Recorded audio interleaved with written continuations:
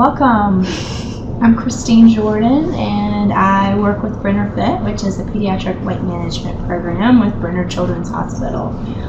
We work with families to improve their health habits, and at Brenner Fit, we know how important it is for families to find ways to move and be active together.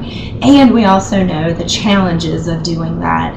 It's really hard oftentimes to motivate children to move more and play, particularly with the challenges of our schedules, the amount of screen time that our kids get.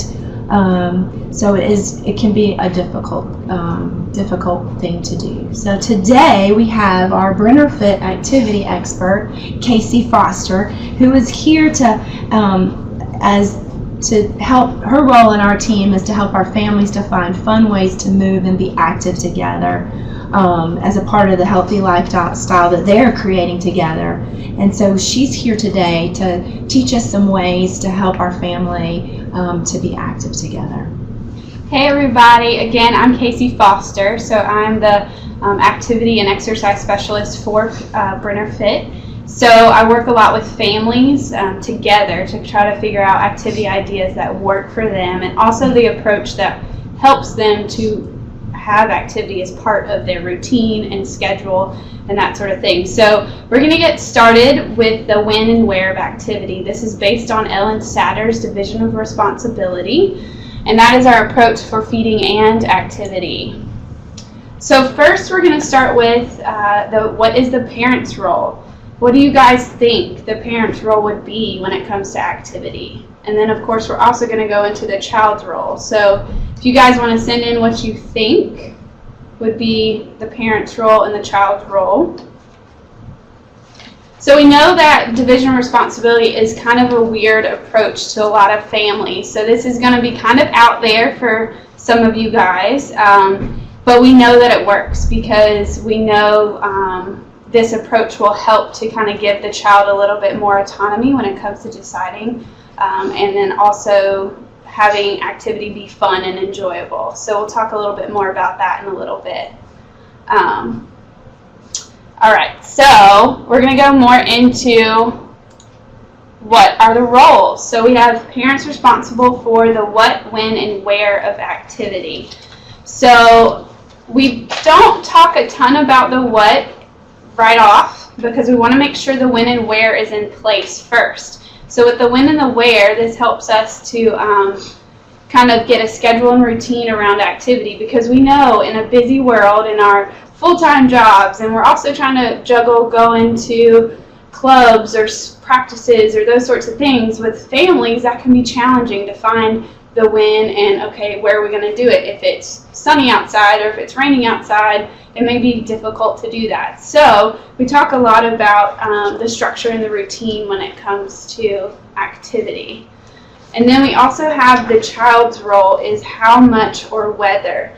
And so then we're leaving it in the child's decision to decide how much or whether. We'll go a little bit more in detail later.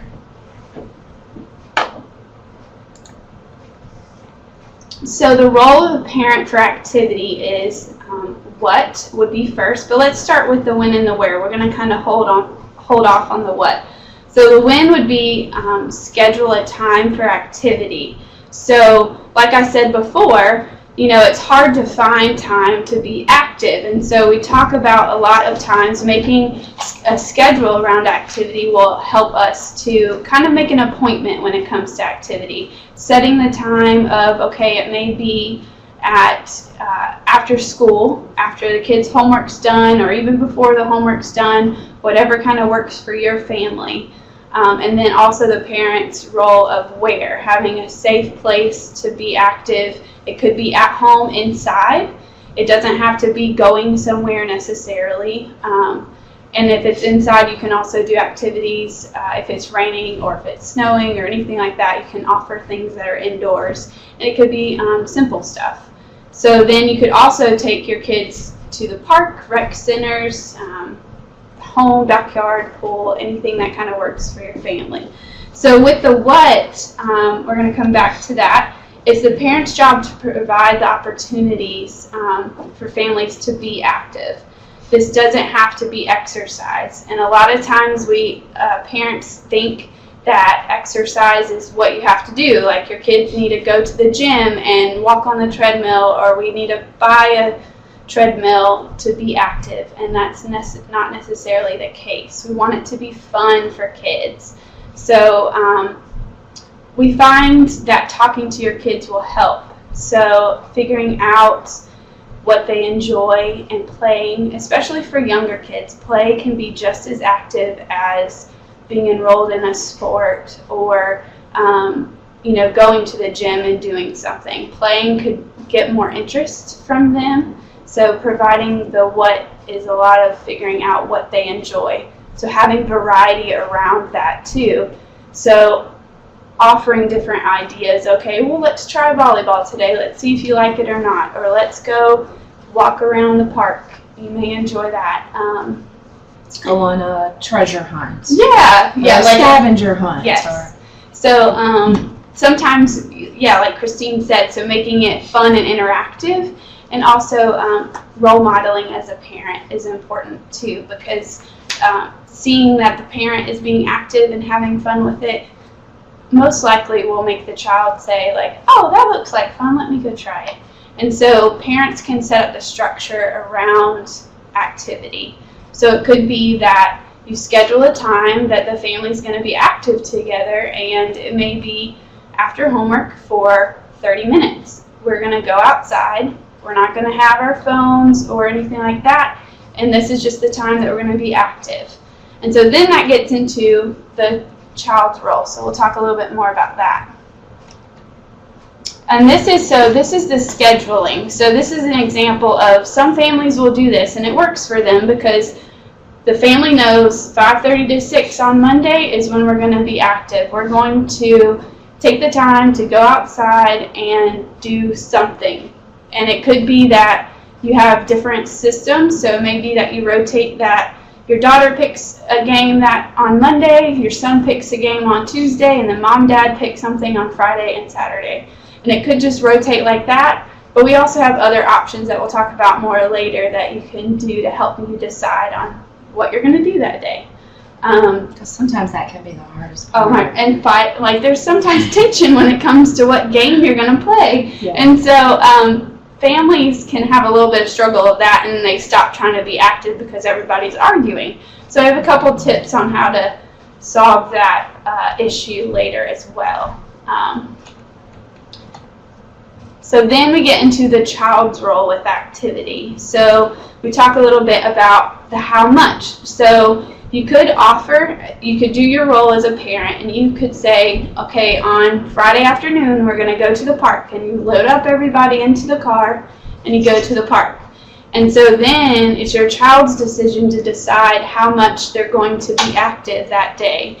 And then if they're even going to do it or not. So they may sit on the bench and look around and look at the trees or that sort of thing, and that's what they decide to do that day. But we also know that if parents continue to offer this activity to their child, and they're sitting there bored, they're going to eventually become interested in doing the activity. And so that's kind of the idea, is that we will just continue to offer, and then they can decide. And our goal is not for kids to sweat or to get out of breath or to get their heart rate to a certain beats per minute. We're trying to focus on them enjoying activity, something they want to do. That way we know that later in life they will have something that they're excited to do rather than something they dread. Because what do we think about when we hear the word exercise? It doesn't sound like a lot of fun. And I'm an exercise specialist, so it's kind of hard to teach that and say, yeah, we need to exercise, but if we make it fun and something enjoyable. What I enjoy doing for exercise and activity is going to be completely different from what Christine likes. We have very different personalities when it comes to that, and so we just kind of have our different interests, and that's the same with kids. We can't expect every kid to enjoy the same thing. So that's why it's important as the parent's role to offer a variety of different things, and then the child can decide whether they want to do it. And it doesn't have to be that you enroll them in sports and decide. It could be, okay, we're going to toss a volleyball around, see if you enjoy it, or go kick the ball around and see if you enjoy soccer. So then you might find their interest kind of sampling different things. So when we put a lot of pressure on kids to sweat and to exercise or to do things a certain way or to play a game in a certain way, it causes kids to sort of push back. And then they become less interested in activity. And so it ends up not being a fun time to be together. It ends up being a power struggle. And nobody has fun when it's like that. So when we know our job about what, when, and where and let kids do their job of how much or whether, then we're not struggling with our kids. And then we can sort of just have fun and be together and be okay if they're sitting on the ground counting clovers or trying to find pick flowers or find 4-leaf clovers. That's okay. They're going to eventually, as Casey said, get bored, and they're going to want to join the family and have fun and play. Yes. All right. So let's go on. So again, like, it's important for parents to let go and kind of relax when it comes to activity for kids. And I know it can be stressful because if we see that our kids are spending a lot of time on their phones or devices or those sorts of things, and then they go and you've offered this activity to them and then they continue to sit down, it can be a little stressful. So it's important to kind of let your child decide and figure out for themselves what they like, and then kind of stepping out of that role of being the exercise police or the activity police, and just kind of letting them figure out, is this what I enjoy, and if they can have fun with it. And oftentimes we also see that if a parent's interacting and doing it with them and role modeling it, then they're more interested in doing it, just like role modeling for other things that in life. So I may have to let go of some of the rules of the game. Yes. Which is hard because I want to teach my child about rules and that we need to follow rules. Yes. So talk a little bit about that. So I do activity clinics with our families often, and I see a lot of parents harp on, you're not supposed to do this, you're not supposed to do that. And so it's very important to just kind of let it go and enjoy the game. And even sometimes letting them, family members will make up rules to the game. It may be like a new twist on soccer or kickball, and just making it fun. Or it may be a rule that's hard for younger kids to remember, but you have an older kid who really wants to pay attention to the rules because that's their personality. But just kind of making it fun, and even if you don't want to keep score with certain games, that might even lower some of the tension when it comes to playing games at home, just so that it can just be fun, enjoyable, and all ages can really enjoy it, and just spending that time together. Because the goal is, too, is spending time together will help, just communication in general as a family, and just having those positive moments with activity, so that later in life, too, that's what they remember, is those positive experiences with activity, and it's not something that's unenjoyable or stressful. So that's kind of the important piece when it comes to activity and role modeling it. And it's also great to be creative, like I was saying before. You could sit down and come up with games as a family and say, this is going to be the Foster game. That's my last name. So that would be, the Foster family game. And so it could be, some weird game that y'all have made up, but that's kind of what works for your family because y'all have made up the rules and it works for everyone in your family. I keep forgetting I can use that thing. All right, so we're going to kind of get into some real life situations that might be something that you've kind of experienced before with your kids. Yeah. All right, so Caleb wants to come home from school, do his homework, and then play video games online with his friends. You want him to be more active, but you're not sure how to motivate him. You ask him to go outside, but he wants to play online with his friends. What do you do?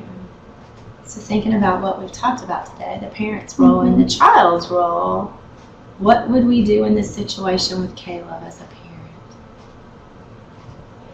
Would anybody kind of want to throw out or send us a message and let us know, what do you think you would do in this situation? from what you've learned today, your role of the what, the when, and the where, and Caleb gets to decide the how much or whether. What would you do if this happened in your family?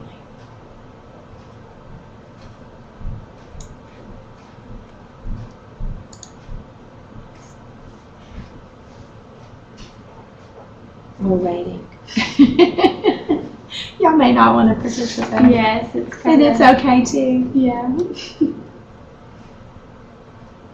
Because it's hard. It's a different approach and a different way of thinking about activity.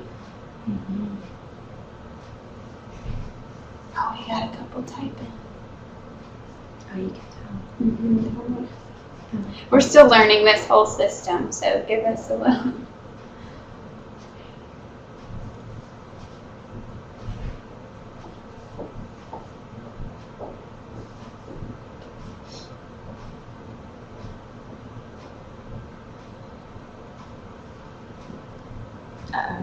No, we're not. Okay. All right. So, he's typing to us. Oh, there we go. Maybe motivate him to play outside, set a timer, and then come into play. So, yeah. So, what you could just say is, hey, it's playtime. Turn off the game. It's time to go outside. And you could set a timer and say 15 minutes and just kick him outside. Yeah. So, you're doing your job. You're providing the time and the place to be active, and Caleb then can go outside and decide what he's going to do.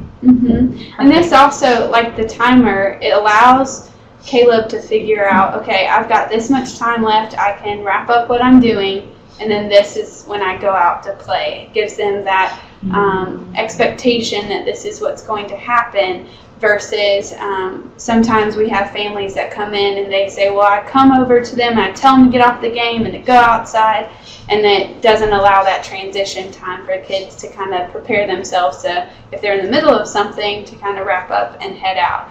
And also when we're talking about scheduling and structure and routine, if we have that set time, like the, right after school, or 5:30 to 6 or whatever works for them, if they know, okay, at 5:30 I need to be done with what I'm doing, and that's my time to go outside and play, or play inside, or whatever. And kids like schedules and routine. They do. They're really used to that, and then they just kind of know.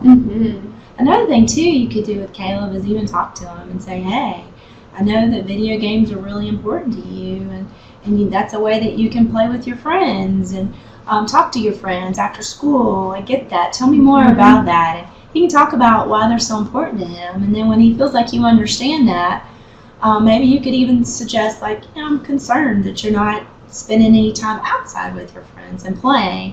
What could we do together to change that? And sort of working with him and letting him sort of help you create a plan about how it could go differently. And when kids are when they help you with the plan, they're more likely then to follow the plan. Yes. So that can be something too that can help. All right. Ready for Roxanne? Yeah, Roxanne. Okay, Roxanne enjoys reading in her free time. You're glad that she loves to read, however, you'd like for her to be more active. You've decided to take the family to the park every Thursday after school. But Roxanne sits at the park and reads. What do you do? This one's a little trickier. Yeah. Because it's not a screen necessarily. Yeah, so reading's positive. We want our kids to read more. So we have Robbie typing in to us. What do you think?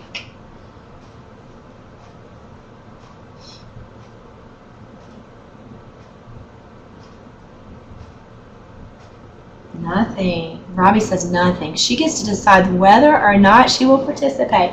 Perfect. Yes. Yes. So then also, just like screen time, we talk about it's the parent's role to kind of set up the structure around activity. So if we find that reading is a distraction to Roxanne, that we can also set that boundary that this is our time to be active, and we're going to put away any screens or reading or anything like that, because that can be a distraction to what the purpose of their time together is. So if reading is just as distracting as cell phone is to Roxanne, then it would be the parent's role to be able to kind of take those distractions away to be active together at the park.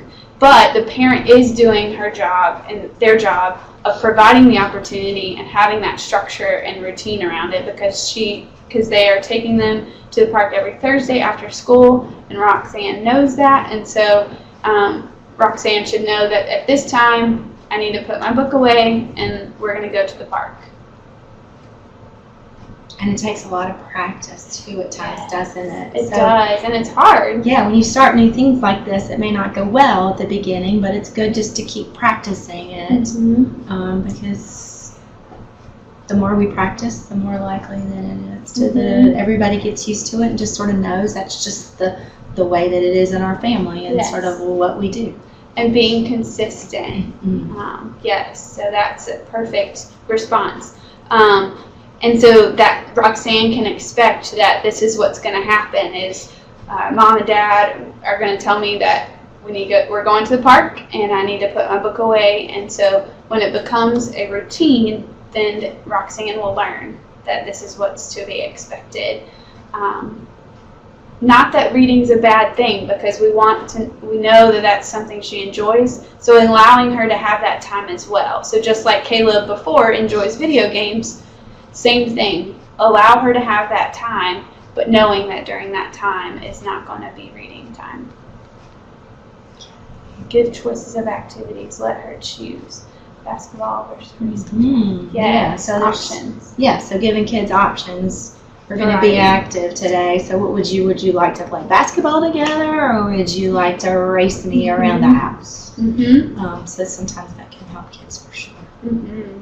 They get a little bit more buy-in, just like you were talking about before. All right. Ooh, I hit the button. Let's see. Let's try it again. All right.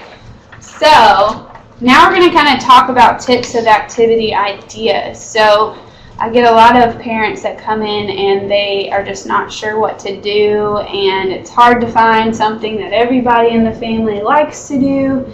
And it can be challenging, because just like me and Christine don't enjoy the same activities, it's harder as a family to get everybody to agree. So we're going to kind of talk about it.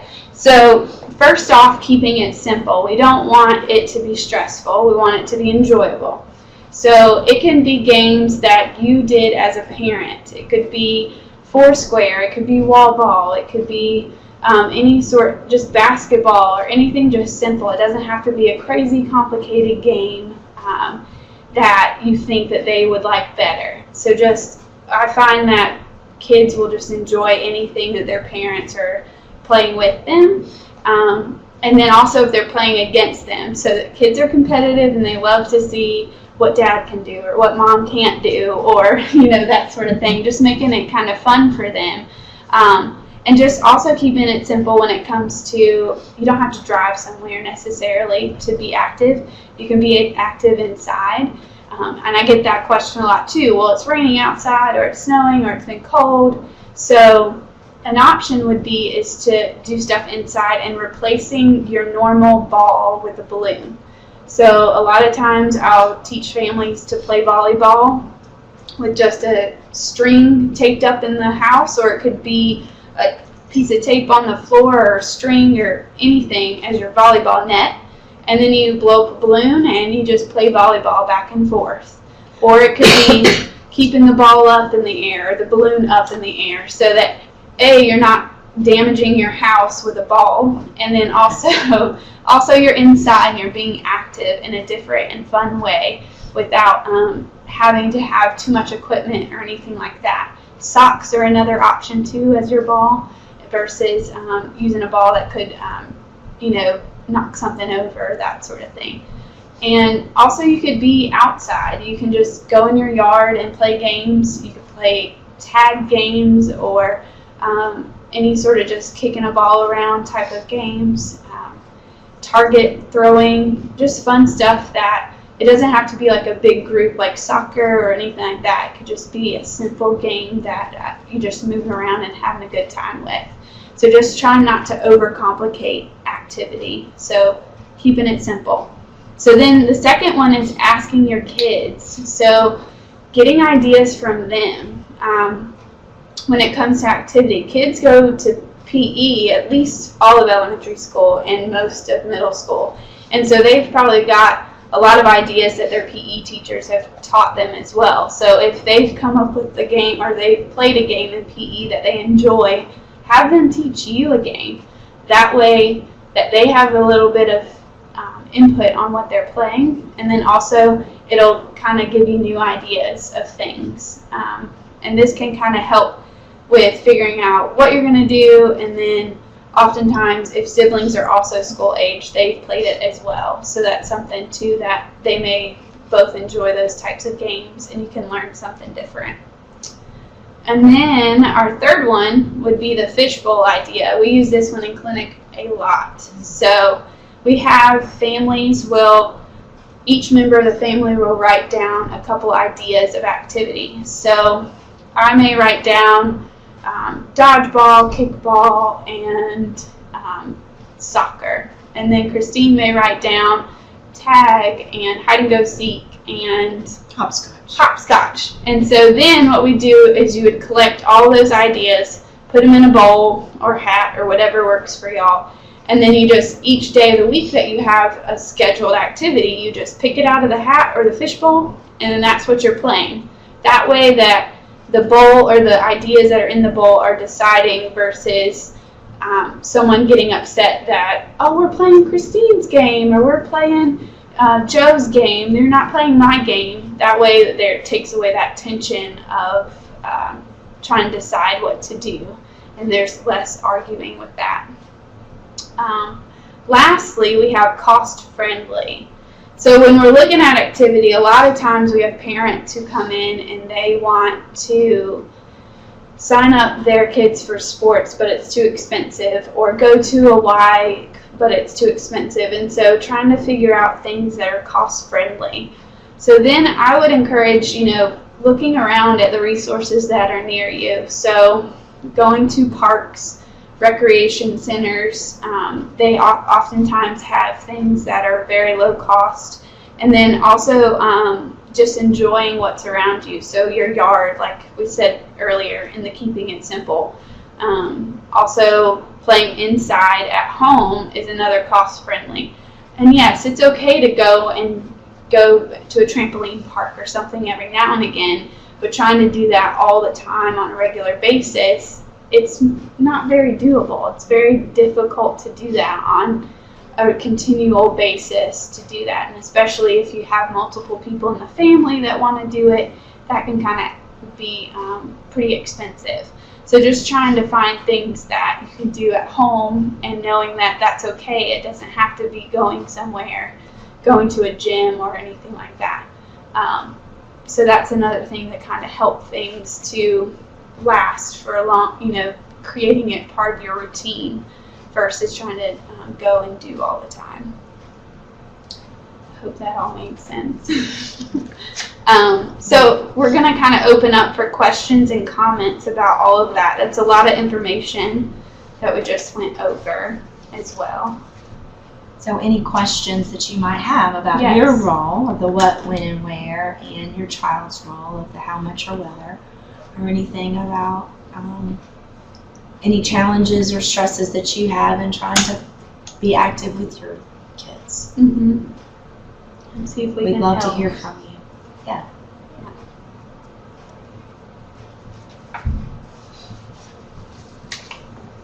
No one's typing, but Not yet. not yet. Does anybody have a hard time getting their kids to be active, or ideas, any struggles that they've dealt with recently?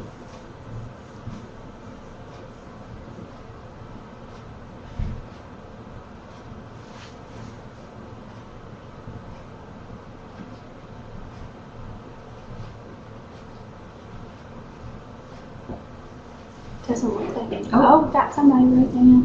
Yay. It's kind of hard to think on the spot. We appreciate you guys Yes, participating. participating.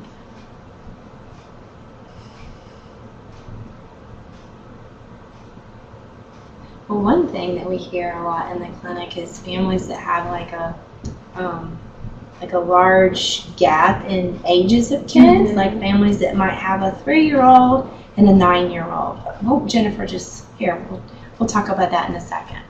Let's see, Jennifer's issue says, our issue is that our son is always excited to do an activity, but then he gets frustrated that he can't do it well and just shuts down. Yes. And I see this a lot of times in my classes. So, as your role, it would just be to continue role modeling and just go along with it. So say, it's okay, you're doing a great job, and just kind of keep going. And also not to get too upset about when he's upset, and just kind of rolling with it and letting him kind of just find that it's okay to learn from what you're doing, and not everybody's going to be perfect at it to begin with. And just, again, keeping it fun. And it may be, too, that, okay, let's switch games and let's do something different. That way that we're not getting frustrated with that one game, and we're going to go play on the play set, or we're going to go play something different, trying to redirect that that energy over to something different. Yeah. And so thinking maybe too of, like you said, like maybe less competitive games, Yes. where maybe we're all working together to do something, like all working together to keep the balloon up in the air or the ball up in the air, versus keeping Just- points Yes. and trying to compete against each other. More team effort Yeah. games together. And being okay, it sounds like too, with kids being frustrated. It's okay that he gets frustrated sometimes. And yeah, so maybe if it's other people playing, you just keep playing and let him, and then you could talk about it afterwards, maybe when it's a time where he's less frustrated about it, and say, hey, I know that you get frustrated when we play badminton together or whatever it is. Tell me about that, and let's talk about it, and then maybe he can tell you sort of what's going on, and so you can kind of understand his perspective, and then that can help guide sort of the next time you play together. I hope that helps, Jennifer. And so what I was talking about before we sort of talked about Jennifer's comment, are families where there's a large difference in ages. So little kids, like a 3-year-old and playing with a 9-year-old, it's kind of hard to figure that out. So what have you noticed that helps families when it comes to sort of gaps in ages? Yeah, so a lot of times we'll have that, multiple ages in classes, and so offering a game that the younger sibling can participate in if they choose to, and also doing something that's fun for the older sibling. But if, say, the 3-year-old starts running off and running around, then that's okay. Like if they want to kind of just have fun kicking a ball around while the rest of the family's playing a game, that's okay too. And so knowing that it may not go like picture perfect and everybody participates and everybody stays focused, but just having an opportunity where everybody can have fun. And it could be that you try games, and then it's like, okay, let's switch to something else where everybody can kind of focus on, keeping the balloon up as one, or just playing tag or that sort of thing, so that the younger sibling can participate, but the older sibling can as well. But knowing that it's okay that the younger sibling may not have the attention span to focus on a more challenging, rule-focused game. And so, again, not letting rules be the deciding factor in end-all, be-all with points and that sort of thing. So we've noticed that just kind of having fun with it. And it could be that you need to have like a play inside, so that if the 3-year-old is running around, they stay in a kind of enclosed area so that they're not out running somewhere to where they could get hurt. So offering that safe space, and that's that parent's role of just offering that area that they can play in. So what I really hear you saying too about rules, we keep coming back to rules time and time again. Yes. That our role around activity is not necessarily so much as teaching them the rules of activity, but it's just having fun with them. Yeah. So sometimes when we can let go with the rules, we can have more fun. It's so much less stress. Yes. Yes. Yeah. So knowing that they learn those rules in PE, because there's probably more rules to follow in PE, and they learn those rules at at school. But at home when we play together, maybe sometimes we can relax with the rules. I oftentimes do a class and I have kids that ask me, well, what's our score? I'm like, I don't know. We're just having fun with it. And so then they stop asking me, and they don't normally ask me more than 2 times, because I'll just say, I don't know. We're just having a good time. Just go ahead and play. And that's the end of it. I don't have any sort of other questions about scoring or so-and-so did this, and I just kind of let them play and they have a good time. I hardly have any sort of disagreements in my classes. So any other questions out there? Challenges can try to stump us. I know. We like hard questions. Yeah. It's not easy. Not easy trying to figure it out. And we can kind of move to the next slide. I should have kind of clicked. All right, so kind of practicing. So getting into how do we put this into place. So I know we sent you guys some handouts on kind of ideas. So there's one handout that you can access that is going to be the, let me see, I wonder if I click on Screen Free and Activity Ideas handout. So the Screen Free and Activity Ideas handout is going to be a 2-sided handout, and so you can kind of sit down. Some families will sit down together, and you know, mom might have a highlighter in her color, and then dad might have a color, and then your kids might have different colors, and you're just kind of seeing like what everybody likes. So highlighting things that you enjoy and seeing kind of what overlaps could be helpful to say like, oh, I didn't know you liked riding your scooter down the street, you know, like trying to figure out what everybody enjoys, because sometimes we don't know, and then figuring out how to implement that. And then again, there's a section down there that you can add stuff. So if there's things that are missing that you may participate in, just writing in, like, it might be a game that they've played in PE that you don't know about, but hey, maybe we can try it someday. And then just kind of figuring out things that you could do. So getting the ball rolling with thoughts and ideas with activity. And then also the activity schedule. So we sent you the kind of like the example in the beginning of the presentation with an activity schedule. So figuring out, okay, Monday nights are crazy because Susie has soccer practice and Joe has to be at basketball practice. So that night doesn't work for us. But Tuesdays are pretty free because mom gets home early and dad will be home at a decent time that day, or whatever works. And so figuring out what works for your family. And it could be a week-to-week thing. It may be different every week. But also having it in a location where kids can see it and knowing what to expect, so that they know if they're playing video games or something like that. They can, okay, we're going to go outside at 5 o'clock, so I need to have everything wrapped up and ready to go. So those are some handouts that we've kind of sent you guys that you can use for that. And then we also have some other handouts that we've sent you guys, the DOR on activity handout, and then also this presentation. So if you have questions and you need to refer back, you can have that. So any other questions regarding activity, or even activity ideas? Like if you have situations, a unique situation, and you need ideas, I'm full of all sorts of crazy games if you need them. What do you think one of our most popular games are that we play at Burnett? So we've played this as a team too. So it's called Pool Noodle Hockey, and it's a very simple game. We go to the dollar store and get pool noodles, and we'll cut them in half, and then we have a ball, so you could use really any kind of ball that you have. And you're playing hockey with your stick. So you have, I'm over here. So the pool noodle is your stick, and then the ball is your hockey puck. And so you're kind of playing hockey with it.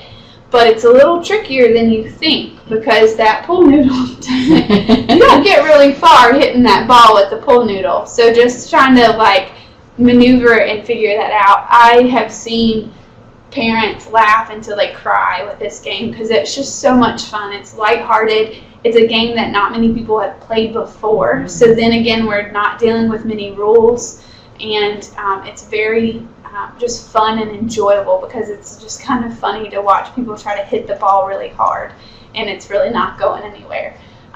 So that's fun when it's like a new game to everybody, and it's Yes. not like there's one family member that's better than everybody else. Probably nobody in the family's played pool or hockey before. So. No. Yeah, so that's another one. And then I think another like fun one would be versions of tag. So kind of whatever fits for your family. So if you have, you know, girls that are interested in princesses, so you might play princess tag to where when you freeze in the tag position, you know, if you're freezing, they model or pose as a certain princess. And so that makes it fun and interactive for them and gets their buy-in a little bit more. But then also it's just fun to watch, you know, what mom's going to pose as a princess or dad's going to pose as a princess. It's just really fun to do that, and for kids to see that as well. So you can kind of make tag into anything, really. So superheroes, or we play a game called toilet tag where you turn into a toilet and then you flush the arm to get them to unfreeze. So just silly things like that really helps to get kids to kind of just enjoy activity in a different way. Yeah, so those are probably our most popular I think so. games to play. Yes, and very minimal equipment, so not having to have a whole bunch of stuff to do it with. Any other questions or ideas you need? Doesn't look like anybody's typing at this point. No. Okay. So I think that is it. So thank you guys for coming and listening. If you have questions, feel free to email us or call us. We're happy to answer any questions when it comes to activity. And we hope you enjoy playing with your family. Yes. Oh, yes, you're welcome. Thanks for coming, Robbie. All right. Bye.